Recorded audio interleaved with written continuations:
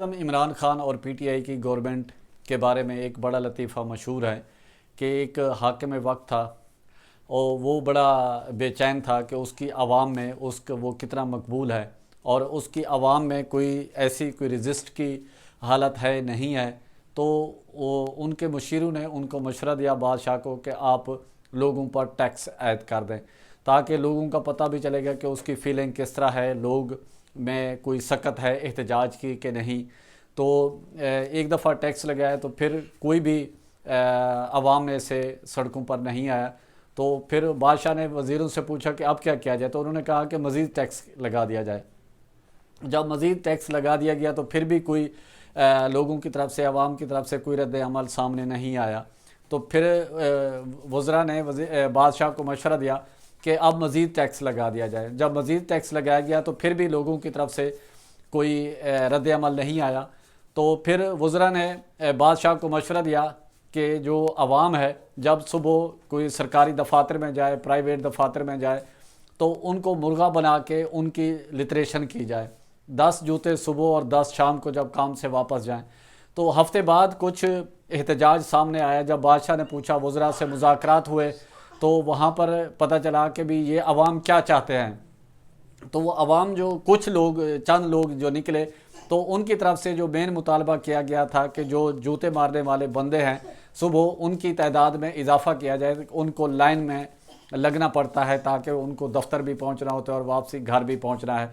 तो मौजूदा ऐन सूरत हाल मौजूदा वक्त में है कि आए रोज़ जिस तरह टैक्स लगाए जा रहे हैं, पेट्रोलियम मसनूआत की कीमतों में इजाफा किया जा रहा है, बिजली के निर्खों में इजाफा किया जा रहा है।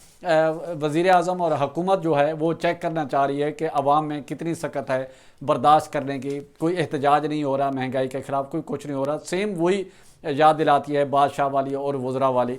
तो दूसरी तरफ देखना यह है कि जिस तरह अपोजिशन की सूरत हाल है, आज सेनेट में बड़ा अहम एक वाक़या हुआ। अपोजिशन लीडर हैं सेनेट में साबिक़ वज़ीर आज़म सैयद यूसुफ़ रज़ा गिलानी, उन्होंने सेनेट में बरमला इस चीज़ का इजहार किया कि मैं पार्टी पॉलिसियों के से इख्तलाफ करते हुए मैं अपोजिशन लीडर के ओहदे से इस्तीफ़ा देना चाहता हूँ। मैंने अपनी पार्टी को अपोजिशन लीडर के इस्तीफ़ा जो है एज ए अपोजिशन लीडर वो अपनी पार्टी के सरबराह को भेज दिया है। अब देख रहे हैं यह है कि पार्टी, क्योंकि अब देख रहे हैं कि एक वक्त एक चीज़ सबसे बड़ी अहम है। अब अगर अपोजिशन इस पर ब्लेम करती है कि अपोजिशन ने जो स्टेट बैंक ऑफ पाकिस्तान है उसको IMF और उसके ज़ेरे मातहत करने का जो मामला है उसमें जितनी हुकूमत जुर्म में शरीक है उतनी ही अपोजिशन शरीक है, क्योंकि इस बिल को सेनेट में बिल का रास्ता रोका जा सकता था, जो कि अपोजिशन की एक हिकमत अमली और हुकूमत के साथ अंडरस्टैंडिंग के तहत के, क्योंकि उस टाइम हुकूमत अपोजिशन के मेम्बरान कम थे और उस अंडरस्टैंडिंग के तहत फिर जो हुकूमत है उस बिल को आसानी से पास किया। जब आइंदा माजी में जहां अपोजिशन बात करेगी कि हुकूमत ने स्टेट बैंक को IMF के सामने गिरवी रख दिया है, तो उसमें अपोजिशन भी बराबर की शरीक है और जितना जुर्म हुकूमत का है उतना ही अपोजिशन का है। और अपोजिशन को जानबूझ के उनके जो मेम्बरान कम किए और एक अंडरस्टैंडिंग के तहत उनके जो मेम्बरान कम किए गए थे और पीछे गवर्नमेंट ने आसानी से जो बिल है वो पास किया। अपोजिशन इस टाइम जो है वो झूठे आंसू बहा रही है और वो हुकूमत में बराबर की शरीक है जिस तरह के मामला चल रहे हैं। और दूसरा देख रहे हैं यह है कि अपोजिशन और हुकूमत के दरमियान अब क्योंकि मौसम की तब्दीली भी है और कुछ सियासी माहिरीन ये भी कह रहे हैं कि सियासी तब्दीली किसी बड़ी उसमें पार्लियामेंट हाउस से इन हाउस तब्दीली की भी बातें हो रही हैं और साथ सदारती निज़ाम की बातें भी हो रही हैं।